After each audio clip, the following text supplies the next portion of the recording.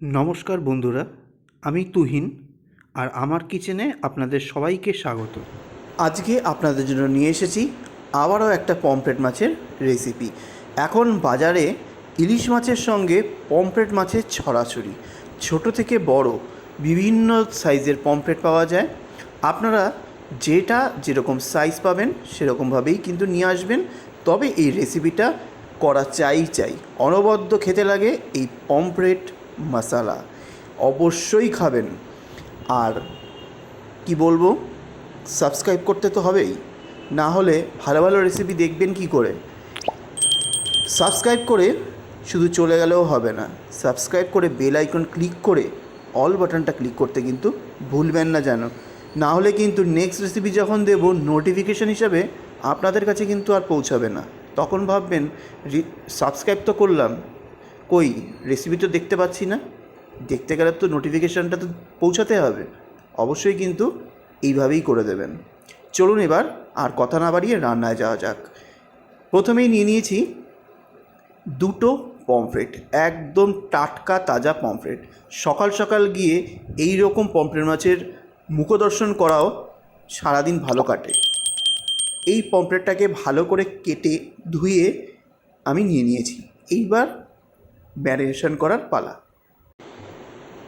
প্রথমেই দিয়ে দেবো পরিমাণ মতো লবণ আর পরিমাণ মতো হলুদ, তবে লবণের পরিমাণ কম দেবেন, যেহেতু সামুদ্রিক মাছ লবণাক্ত ভাব থেকেই যায়। এর আগের রেসিপিতে আপনাদেরকে বলেছি সেই কথাটাই। এইবার নুন আর হলুদটা দিয়ে ভালো করে মাছটাকে মেখে নিতে হবে। মেখে নেওয়ার পর নেক্সট স্টেপে যাওয়া যাক। এইবার পমফ্রেট মাছটা ভাজার জন্য আমি একটা কড়াই নিয়ে নিয়েছি। কড়াইটাকে হাই ফ্লেমে ভালো করে গরম করে নিয়ে পরিমাণ মতো সর্ষের তেল দিয়ে দিয়েছি। সর্ষের তেলটা একটু বেশি করে দেবেন। মাছ ভাজার সময় একটু তেলটা ভালো করে যদি বেশ ডুবো তেলে না ভাজতে পারেন, ঠিক মাছটা ভালো করে ভাজা হয় না। এবার তেলটা ভালো করে গরম হয়ে গেলে তেলটা দিয়ে পুরো কড়াইটা গ্রিস করে দিতে হবে, যাতে পমফ্রেট মাছের যে লেজের অংশটা থাকে না, সেটা অনেক সময় কড়াইয়ে লেগে যায়, সেইটা আর লাগবে না। এইবার তেলটা গরম হয়ে গেলে এক এক করে পমফ্রেট মাছ ভেজে নেব। প্রথমের মাছটা দিয়ে উল্টে পাল্টে বেশ গোল্ডেন ফ্রাই করে নিতে হবে, অত্যাধিক লাল করবেন না। মাছ যত কম ভাজবেন তত কিন্তু এর স্বাদ আর ভেতরে যে জুসটা থাকে দারুণ লাগে। প্রথম মাছটা ভাজা হয়ে গেছে, এইবার তুলে নেব। নেক্সট মাছটাও কিন্তু সেমভাবে ভেজে নেব উল্টে পাল্টে। দেখুন কতটা পরিমাণে ভাজছি, আশা করি বুঝতে পারছেন। এইভাবে তেল বেশি দিয়ে ভাজলে কি হয়, মাছের ওপরের যে লেয়ারটা থাকে চামড়াটা, সেটা কড়াইয়ের গায়ে লেগে যায় না। এই তেলটা যদি বেশি হয়ে যায়, তেলটা দিয়ে কিন্তু অন্যান্য মাছও রান্না করতে পারেন। এইবার অন্য একটা কড়াই নিয়ে নিয়েছি। কড়াইটা আমি হাই ফ্লেমে ভালো করে গরম করে নিয়েছি। এইখানে দিয়ে দেবো পরিমাণ মতো সর্ষের তেল। তেলটা গরম হতে দেবো হাই ফ্লেমে। এইবার মনে প্রশ্ন জাগছে তো, কেন ওই তেলে আমি করলাম না? আমি ভুলবশত কড়াইটা লো ফ্লেমে রেখে দিয়ে অন্য কাজ করতে লেগে গেছিলাম। যা হওয়ার হয়েছে, তেলটা গেল পুড়ে। এবার ওই তেল দিয়ে তো আর রান্না করা যায় না, তখন আপনারাই আমাকে গালাগালি করবেন। যাই হোক, কথা বলতে বলতে তেলটাও গরম হয়ে গেছে, এইবার রান্নায় এগোনো যাক। তেলটা গরম হয়ে গেলে এর মধ্যে দিয়ে দেবো দুটো ফাটিয়ে নেওয়া শুকনো লঙ্কা।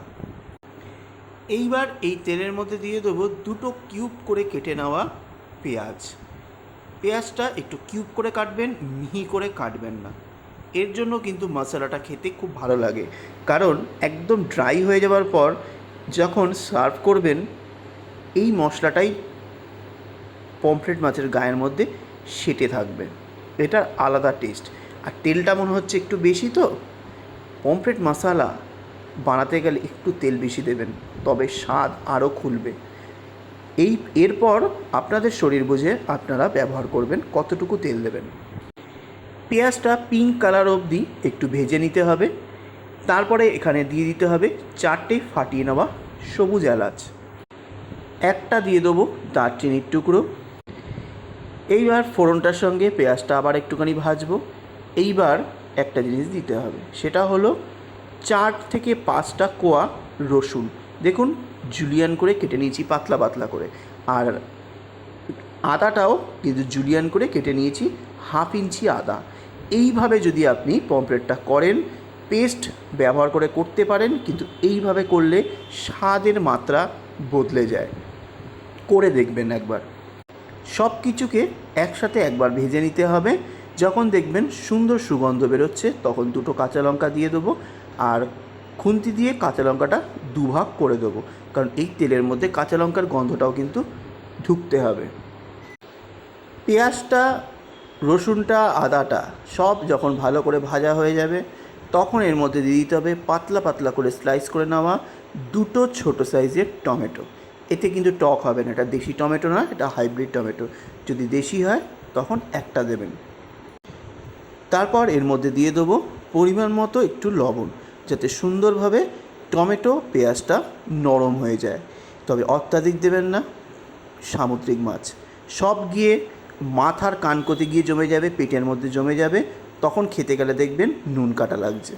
তারপরে দিয়ে দেবো পরিমাণ মতো হলুদ গুঁড়ো, দিয়ে দেবো 1/2 চামচ ধনে গুঁড়ো, দিয়ে দেবো 1/2 চামচ কাশ্মীরি রেড চিলি পাউডার, তারপরে দিয়ে দেবো 1/2 চামচ জিরের গুঁড়ো।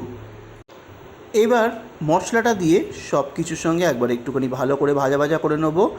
তারপরে অল্প একটুখানি জল এখানে দিয়ে দেবো যাতে মশলাগুলো পুড়ে না যায়। এইবার ভালো করে মশলাটা কষতে হবে যতক্ষণ না টমেটো পেঁয়াজ নরম হচ্ছে আর সুন্দরভাবে কষে গিয়ে তেল বেরিয়ে আসছে।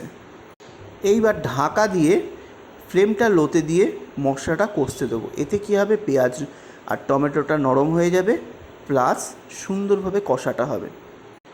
ঠিক 10 মিনিট পর আমি ঢাকনাটা খুলে নিলাম। দেখুন জলটাও শুকিয়ে গেছে, তেলটাও রিলিজ করে গেছে। এইবার 1 কাপ পরিমাণে এখানে জল অ্যাড করে দেবো।